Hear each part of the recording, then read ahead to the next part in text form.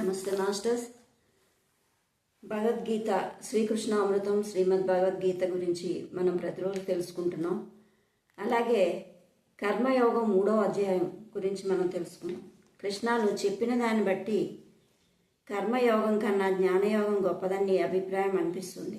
అలాంటప్పుడు ఘోర కర్మ అయిన ఈ యుద్ధం చేయడానికి నన్ను ఎందుకు ప్రేరేపిస్తున్నావు? కలగాబులగంగా ఉన్న నీ మాటలకు నా బుద్ధి మరింత అయోమయంలో పడిపోతుంది. దయించి నాకు ఏది శ్రేయస్కరమో దాన్ని ఖచ్చితంగా సూటిగా చెప్పు.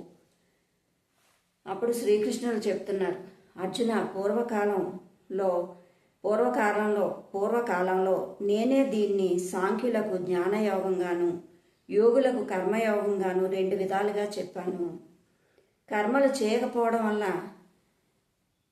యోగ నిష్ఠా సిద్ధించదు.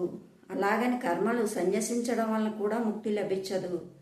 నిస్సందేహంగా ఏ మానవుడైనా కూడా ఎలాంటి సమయాల్లోనైనా కర్మ చేయకుండా క్షణకాలం కూడా ఉండలేడు. ఎంచేతనంటే ప్రకృతి వలన జన్మించబడిన గుణాలకు లోబడే మానవ సముదాయం అంతా కర్మాచరణకు ఉపక్రమిస్తుంది.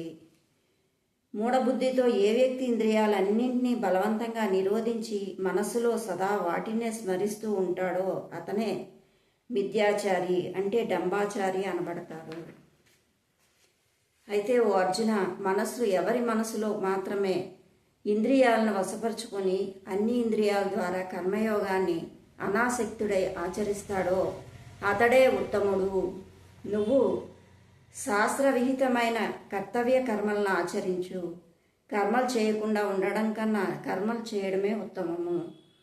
కర్మలు చేయకపోతే నీ శరీర యాత్ర కూడా సాధ్యం కాదు. యజ్ఞం కోసం చేసే కర్మ తప్ప ఇతర కర్మల్లో ఆసక్తి కలిగి ఉంటే ఈ లోకంలో కర్మలచే బంధింపబడి ఉంటుంది. కనుక ఓ కుంతీపుత్ర, నువ్వు ఆసక్తి లేనివాడివై యజ్ఞం కోసం చక్కగా నీ కర్తవ్య కర్మలను ఆచరించు. కల్పారంభంలోనే బ్రహ్మ సకల ప్రజలను యజ్ఞ సహితంగా సృష్టించి వాళ్ళతో మీరు యజ్ఞం ద్వారా పురోభివృద్ధి పొందండి, ఇది మీరు కోరిన కోరికలు నెరవేరుస్తుందని చెప్పారు. మీరందరూ ఈ యజ్ఞం ద్వారా దేవతను తృప్తిపరిస్తే ఆ దేవతలు మిమ్మల్ని మరింత వృద్ధిపరుస్తారు. ఇలా పరస్పరం మేలు చేసుకోవడం వల్ల శ్రేయస్సుని పొందుతారు. యజ్ఞం ద్వారా సంతృప్తులైన దేవతలు మీ అభీష్టమైన భోగాలను మీరు అడగకుండానే ఇస్తారు. ఈ విధంగా పొందిన భోగాలను ఇతరులెవ్వరికీ ఇవ్వకుండా అనుభవించేవాడు దొంగ అవుతాడు. యజ్ఞంలో మిగిలిన దాన్ని తినే సజ్జనులు సమస్త పాపాల నుంచి విముక్తులవుతారు. తమ సొంత శరీర పోషణ నిమిత్తమై అన్నం వండుకుంటున్నారు, పాపాన్నే తింటున్నారు. సమస్త ప్రాణులకు అన్నం నుంచే పుడుతున్నాయి.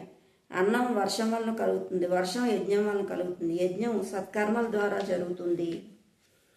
ఆ సత్కర్మ వేదం వలన పుడుతుంది, వేదం అక్షర పరబ్రహ్మ నుంచి పుడుతుంది. కాబట్టి సర్వవ్యాపకమైన అక్షర పరబ్రహ్మ ఎప్పుడూ యజ్ఞం ద్వారా ప్రతిష్ఠితమై ఉంటాడని తెలుస్తుంది. అర్జున, ఈ లోకంలో ఈ విధమైన సృష్టి చక్రాన్ని అనుగుణంగా నడవనివాడు ఇంద్రియాలకు లోనై పాపపు జీవితాన్ని గడుపుతూ వ్యర్థంగా జీవిస్తున్నాడు. ఏ మానవుడు ఆత్మలో క్రీడిస్తూ ఆత్మలోనే తృప్తి పొందుతూ ఆత్మలోనే సంతోషపడుతూ ఉంటాడో అలాంటి ఆత్మజ్ఞానికి ఇంకా చేయవలసిన కర్తవ్యం అంటూ ఏదీ ఉండదు. అతడు కర్మలు చేయడం వల్ల లాభం కానీ చేయకపోవడం వల్ల దోషం కానీ ఉండదు. అలాంటి వాడికి సృష్టిలో దేనితోని స్వార్థపరమైన సంబంధం ఉండదు. అందువల్ల అర్జున, నువ్వు కూడా నిష్కాముడివై నిత్యము నీ కర్మలను ఆచరించు. అపేక్షారహితమైన కర్మాచరణ వల్లనే మోక్షం కలుగుతుంది. జనకుడు మొదలైన జ్ఞానులు కర్మల ద్వారా సిద్ధిని పొందారు. కాబట్టి లోకహితం కోసం అయినా కర్మలు చేయడమే మంచిది. ఉత్తముడు దేన్ని ఆచరిస్తారో అన్యులు కూడా దాన్నే అనుసరిస్తారు. ఉత్తముడు దేన్ని ప్రమాణంగా స్వీకరిస్తాడో దాన్నే సమస్త లోకము అనుసరిస్తుంది.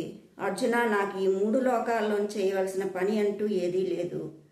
మరి పొందదగినది పొందలేనిది అని కూడా ఏమీ లేదు. అయినా నేను కర్మలు చేస్తూనే నిమగ్నమై ఉన్నాను. Okay masters, like, share, subscribe. Thank you. కర్మలు చేస్తూ ఉండడం, ఆ కర్మల్లో ఏది ఆశించకుండా నిష్కామ కర్మ చేయడమే అదే ముక్తిని మోక్షాన్ని ప్రసాదిస్తుంది అని చెప్పారు. ఎంత ఎక్కువగా కర్మలు చేస్తుంటే అంత బాగుంటుంది అని చెప్పేసి కూడా చెప్తున్నారు. Okay masters, thank you. Like, share, subscribe.